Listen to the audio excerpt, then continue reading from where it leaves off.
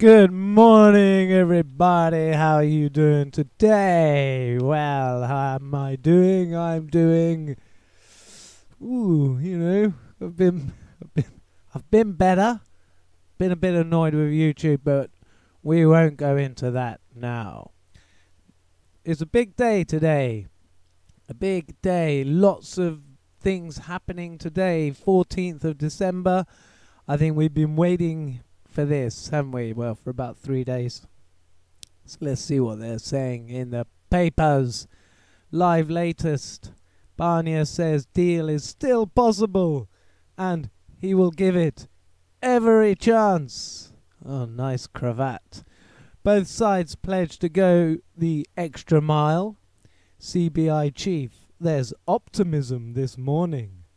PM, very difficult issues to resolve. So it seems the boot's gone onto the other foot. Now the EU are talking positive, and the Prime Minister is being negative. Well, it was the other way around for a long time. Live, pound rises as UK and EU extend trade talks. All right, big deal. Coronavirus latest. Government wants to keep schools open as London Mayor calls to shut them. Yeah, there's this ongoing battle, isn't it? They want to close the schools, they want to cock up the year, they want to say, we can't take the exams because they haven't been in school. They're just trying to wreck the bloody country, that's what I say. London Council defies government with move to shut schools. See, this is where a democracy can be worse than a dictatorship. Because the whole time the opposition is just trying to cock everything up, trying to talk down the country, trying to just mess things up so that then when the next election comes, they've got loads they can say went wrong. Alan Dershowitz interview, I can prove Prince Andrew's accuser is guilty of perjury. Oh, that's a new one. He's got someone on his side then after the things coming out about him, you know, supposedly being at a Pizza Express on that night, and that evidence is looking so dodgy. But anyone who watched his interview will know he's bull crapping. I mean, eyes don't just blink like mad like that, you know, unless you've got a load of lake flies trying to swim in your eye.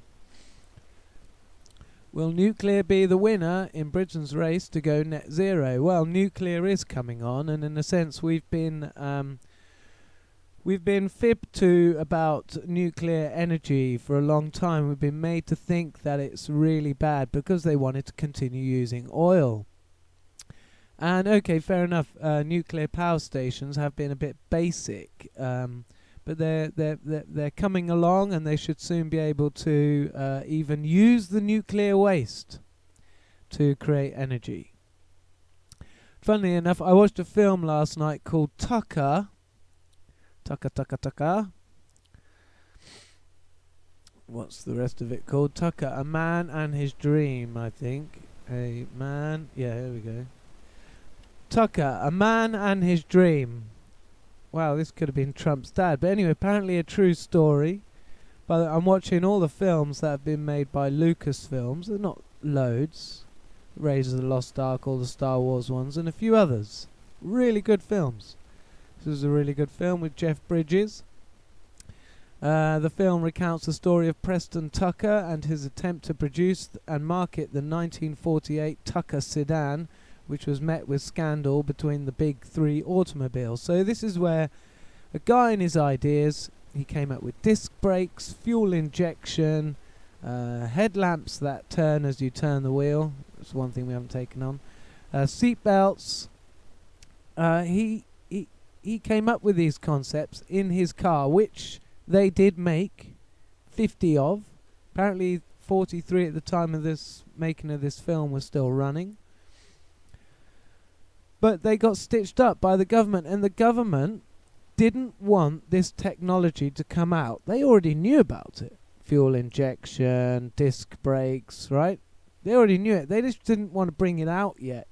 It was going to cost them money because everything has to be upgraded. So it's like they try and keep us on the old technology for as long as possible. Don't know whether perhaps it gives the military an edge or whatever, but it's wrong, isn't it? I mean, this guy had these ideas, he wanted to put them into action, but short of being killed, they really tried to stop him.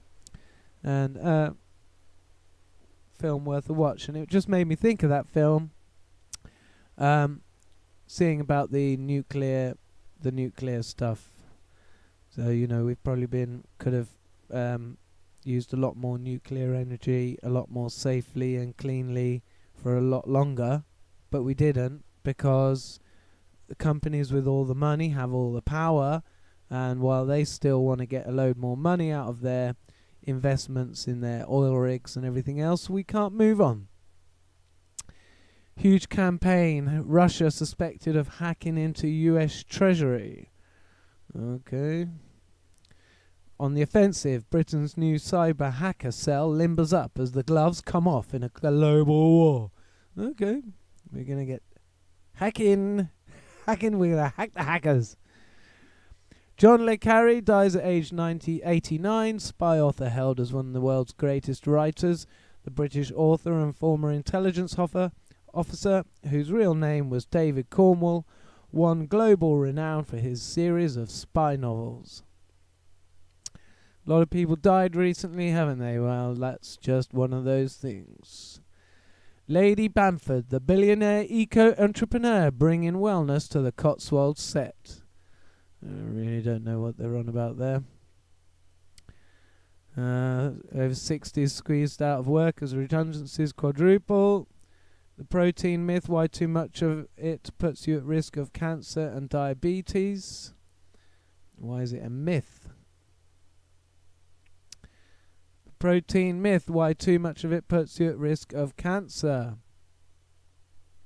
Helen Chandler Wild talks to Dr. T. Colin Campbell, a health guru who swears by a diet free of animal products. Well, this is where they're all getting us to go, and to be honest, I haven't got a problem with it. I mean, there's so many fruits and vegetables out there. If we could eat them, if we could grow them in our soils, then that would be a good thing. No, we can't pause. Whoever that is on the phone, they're just going to have to wait. Or they could go live. Nah, won't do it to them.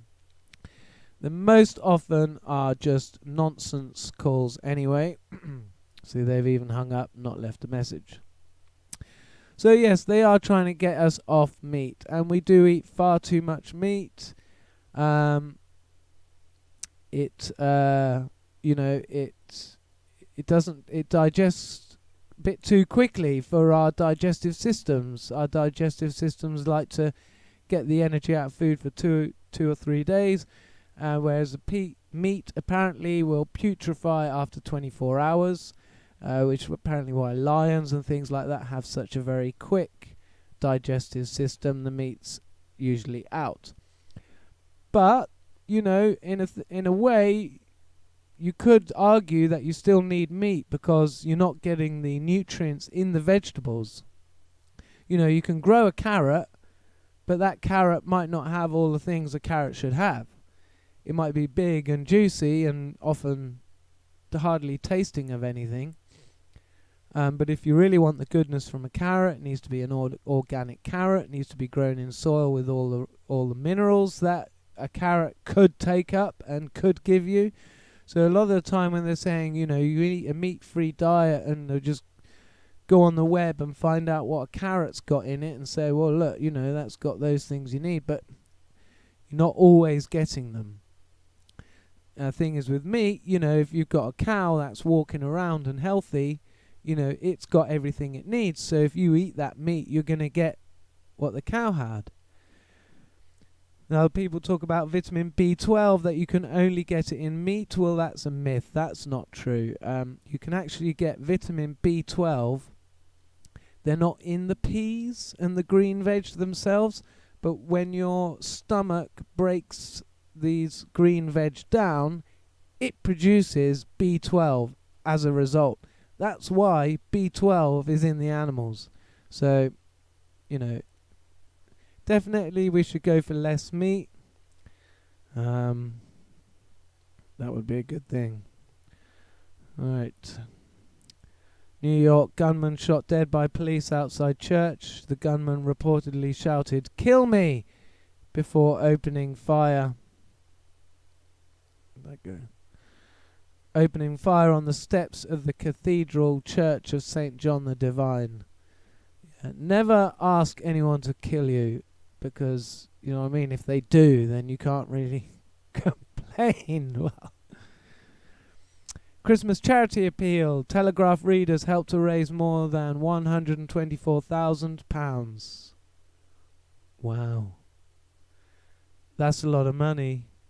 Not. I mean, we just borrowed like 400 billion just to get through this stupid virus thing. 400 billion. We borrowed it back from the banks, apparently. They got a spare 400 billion, even though back in 2008 we had to give the banks 400 billion. Now they're lending us 400 billion. And I think the hope is that they're going to be able to sue the Chinese for all this nonsense and get the money back. I mean, it's just such a bloody cock-up, isn't it? This whole world government thing has been the worst cock-up since the beginning of cock-ups. Magnet fishermen find dead body in Yorkshire Canal. Black Lives Matter. Cartoon Museum to audit its white bias. He who would still be here today, father who begged GP for an MRI scan, dies from cancer after COVID backlog. Stockpiling. Supermarkets build up reserves of tinned goods, pasta and loo roll in case of no-deal Brexit. RAC potholes still number one annoyance for drivers. That's why I drive a crappy car that's really crap at handling, because you can't feel the road bumps hardly at all. We'll skip the business, I think. Skip the sport, skip the lifestyle. China's tiny Jewish community in fear as Beijing erases its history. Despite numbering only 1,000, China's Jews are falling foul of Beijing's... Sorry, I can't help this. I can't help it. China's Jews are falling foul of Beijing's campaign against non-sanctioned religions. Well, I bet they fucking love the Jews over in China. I mean, what do the Jews do? They lobby. They're in your country to lobby, to fill up the lobbying time, to ask all the questions so that nobody else gets any time to ask a question, because all we're interested in is 1,000 Jews out of 1.4 billion Chinese. But of course, those Jews are way more important, because they're God's chosen people. Yeah, right. They're false. They're pretending to be God's chosen people. And even God wouldn't even have any chosen people, because God loves all his children. So that's a load of bloody nonsense. And let's see if I've said enough to get shadow banned on my new channel. That's it for now. See you on the